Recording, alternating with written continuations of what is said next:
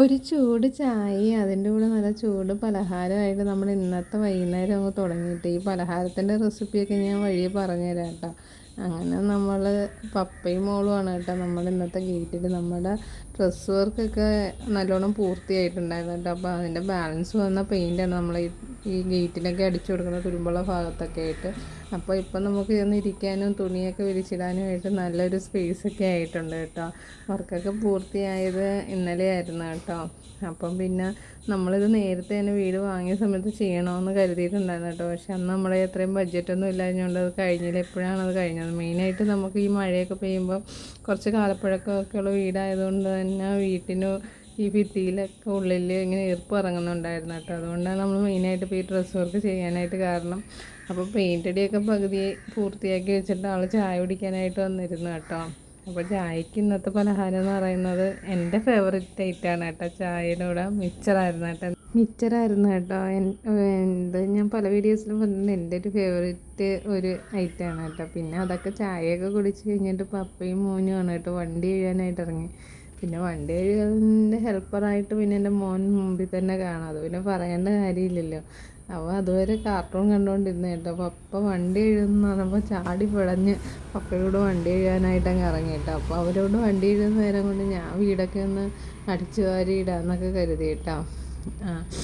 അടിച്ചു വാരിയൊക്കെ ഇട്ട് ഒന്ന് വീടൊക്കെ വൃത്തിയായി കിടക്കുന്ന കാണുമ്പോൾ തന്നെ മനസ്സിനൊരു സമാധാനമാണ് കേട്ടോ. അധികം നേരം കിടന്നില്ലെങ്കിലും ചെയ്യുന്ന നേരത്തെങ്കിലും കുറച്ച് നേരം വൃത്തിയായിട്ടൊക്കെ കിടക്കുമ്പോൾ ഒരു സമാധാനമാണ് കേട്ടോ.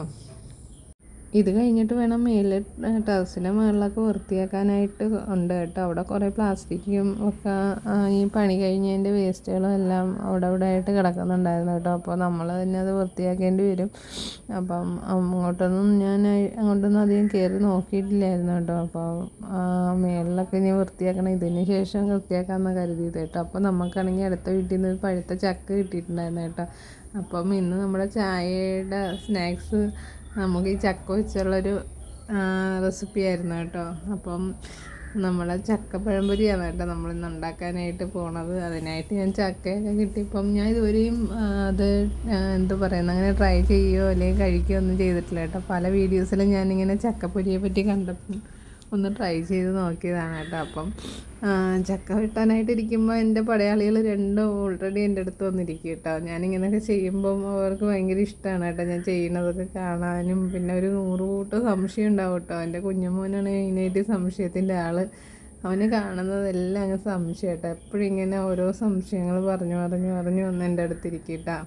ഉണ്ണിപ്പെണ്ണാണെങ്കിൽ ചക്കയൊക്കെ അതിനകത്ത് തിന്നാനൊക്കെ നോക്കുന്നുണ്ട് കേട്ടോ. എൻ്റെ കുഞ്ഞുമോൻ എന്താണെന്നറിയില്ല, അവൻ ചക്കയൊക്കെ കൊടുത്തപ്പം പുറകെ തിന്നുന്നുണ്ട്. സാധാരണ അങ്ങനെ ചക്കയൊന്നും അവൻ അങ്ങനെ തിന്നാറില്ല കേട്ടോ. അപ്പം ചക്കയൊക്കെ കുഴിയൊക്കെ മാറ്റി ഞാൻ അത് ക്ലീൻ ചെയ്ത് കുറച്ച് ചക്ക എടുത്തിട്ടുള്ളൂ കേട്ടോ. അപ്പം ഇത് ചക്കപ്പൊരി ഉണ്ടാക്കാനായിട്ട് എങ്ങനെയാണ് ഉണ്ടാക്കുന്നതെന്ന് കാണിച്ചു തരാം. ആദ്യമേ ഒരു പാത്രത്തിലോട്ട് കുറച്ച് മൈദാപ്പൊടി ഇടുക. അതിനകത്ത് കുറച്ച് ഉപ്പും ആവശ്യത്തിന് മധുരത്തിനുള്ള പഞ്ചസാരയും കൂടി ചേർത്ത് കൊടുക്കുക കേട്ടോ. പിന്നെ ഒരു കളറിന് വേണ്ടിയിട്ട് കുറച്ച് മഞ്ഞൾപ്പൊടിയും കൂടി ഇട്ടതിന് ശേഷം കുറച്ച് വെള്ളമൊക്കെ ഒഴിച്ച് കട്ടയില്ലാണ്ട് ഇങ്ങനെ കലക്കി എടുക്കണം കേട്ടോ. ഉപ്പും പഞ്ചസാരയൊക്കെ ചേർത്തതിന് ശേഷം കൈകൊണ്ടൊന്ന് മിക്സ് ചെയ്തിട്ട് കുറേശ്ശെ വെള്ളം ഒഴിച്ചിട്ട് ഇങ്ങനെ കലക്കി എടുക്കണം കേട്ടോ. തീരെ കട്ട ഉണ്ടാവാൻ പാടില്ല കേട്ടോ. ഞാൻ കൈകൊണ്ട് തന്നെയാണ് കേട്ടോ മിക്സ് ചെയ്യാറ്. എനിക്ക് സ്പൂൺ കൊണ്ട് മിക്സ് ചെയ്യുമ്പോൾ പറ്റണതെന്ന് വെച്ചാൽ അത് കട്ട കിടക്കുമ്പോൾ നമുക്ക് അറിയാൻ പറ്റില്ല കേട്ടോ. കൈ കൊണ്ടാകുമ്പോൾ നല്ലോണം കലങ്ങി കിട്ടാറുണ്ട് കേട്ടോ. അപ്പം നമ്മുടെ ഈ പഴംപൊരിക്കൊക്കെ ഉണ്ടാക്കുന്ന ആ ഒരു പരുവത്തിന് അധികം ലൂസും അല്ല എന്നാൽ അധികം കട്ടിയല്ലാത്തൊരു പരുവത്തിന് മാവ് ഇങ്ങനെ കുഴച്ചെടുക്കണം കേട്ടോ. അധികം ലൂസായി പോയി കഴിഞ്ഞാൽ ചക്കയിൽ മാവ് പിടിക്കില്ല കേട്ടോ. അപ്പോൾ എൻ്റെ പടയാളി വന്ന് ബക്കറ്റിൻ്റെ അടപ്പൊക്കെ എടുത്ത് വെച്ചിട്ട് കളിക്കുന്നുണ്ടായിരുന്നു കേട്ടോ. അപ്പം നമ്മളൊരു പാനിലോട്ട് എണ്ണ ഒഴിച്ചതിന് ശേഷം എണ്ണ ഏത് വേണമെങ്കിലും നമുക്ക് ഉപയോഗിക്കാം കേട്ടോ. ഞാനിപ്പോൾ ഇവിടെ ഓയിലാണ് ഒഴിക്കുന്നത് കേട്ടോ, സൺഫ്ലവർ ഓയിലാണ്. അപ്പം എണ്ണ ചൂടായതിന് ശേഷം നമ്മുടെ ഈ ചക്ക ചുള ഓരോന്നും ഈ മാവിനകത്ത് മുക്കിയിട്ട് എണ്ണയിൽ വറുത്ത് കോരി എടുക്കാം കേട്ടോ. നമ്മുടെ പഴംപൊരിയൊക്കെ ഉണ്ടാക്കുന്ന സെയിം മെത്തേഡ് തന്നെയാണ് കേട്ടോ ഈ ചക്കപ്പൊരി ഉണ്ടാക്കുന്നതിലും.